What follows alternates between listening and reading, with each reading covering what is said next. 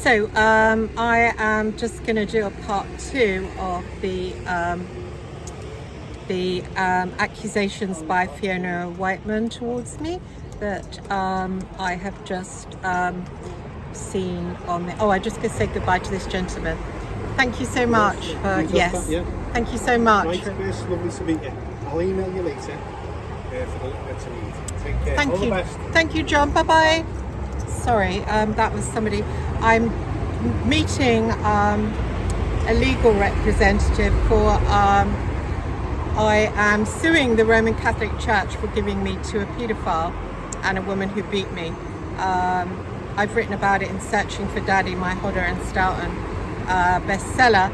I've now written another book because I wanted the occult slant in it. So this is a book, and it is out.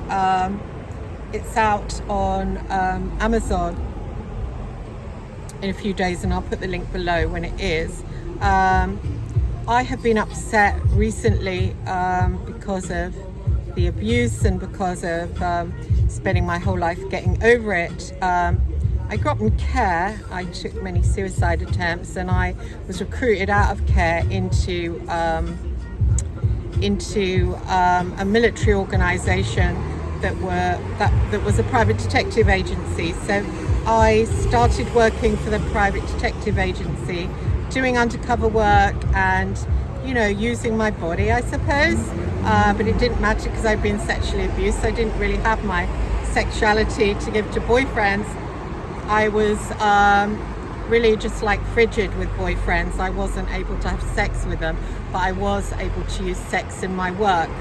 And I began writing to Ian Brady, the Moors murderer, because he was a paedophile, and I wondered why good-looking paedophiles had to, why they couldn't have sex with women. Why did my father, because he was good-looking, why did my adoptive father, why was he sexually obsessed with me as a little girl? Why didn't he like beautiful women? So this was my thing. So I tried to investigate Ian Brady, went to meet him, and sorry, the sun's so bright, and ended up, the press found out, the Sunday People, and a journalist called Phil Hart. He took me off to the south of France. They wrote a story, and they said that I claimed that my father was Ian Brady. Now, a private investigator that I knew sold me to the press for £5,000 and said that I had believed he was my father, but I hadn't. It was just something that crossed my mind, like, you know, why am I so curious around Brady? Is he my long lost father? Now, I had around that time tracked down my father, who was a gypsy. So what happened? Oh, it's so noisy here. What happened? My mother was a schoolgirl. She had had sex with a road mender who was an Irish tinker, and their family had decided that that I was rubbish, and so they put me in this Catholic children's home, and I was trafficked to paedophiles, basically. So now the lawyer I met with this morning is going to sue the Crusade of Rescue because they were trafficking, and there was money involved, and so I ended up working for these military organizations and going undercover and using my body.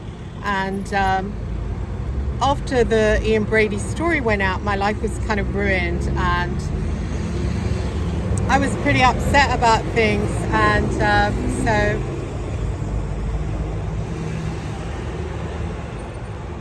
the guy who wrote the story, Phil Hall, the journalist, he took me as a lover, and I decided I want to be a journalist. He trained me, and he brought me into the News of the World, where I was made to do pole dancing, made to be a stripper, made to get in a car with rapists, nearly stabbed, all these kind of things, made to have sex with second in command of the Real IRA.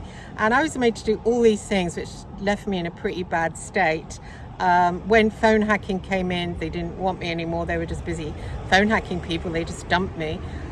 years later, I was approached by Graham Johnson of Hart and said, oh, let's get the press. And so I was completely on board. Now, I wouldn't have ever been on board if I'd have done anything criminal.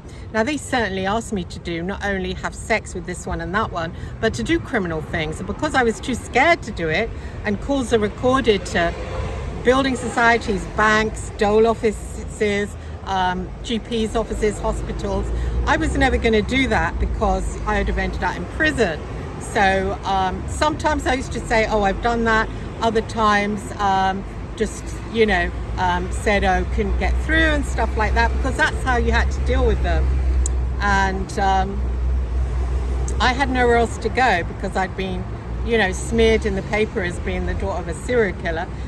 That was the only place that knew it was a lie. So I felt as if I'd got a home and a family there. So anyway, I helped Graham Johnson, and I gave him my remittances. He gave me some money for it, but they were supposed to give me a lot more money and they didn't.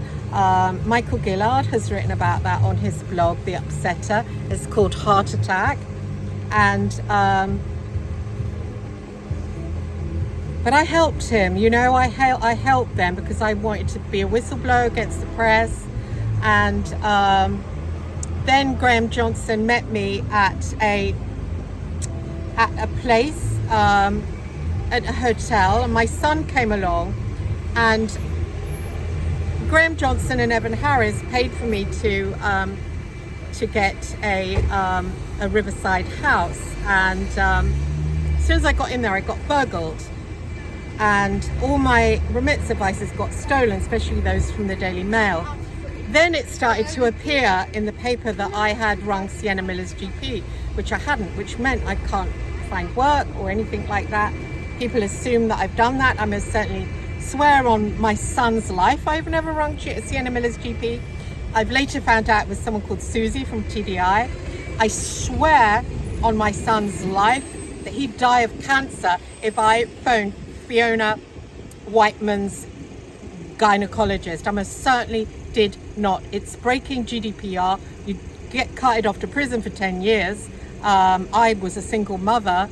No way I would have done that. Now, some journalists might have done it, or some, clearly they did, or someone from TDI, or these little places, these little girlies they improve.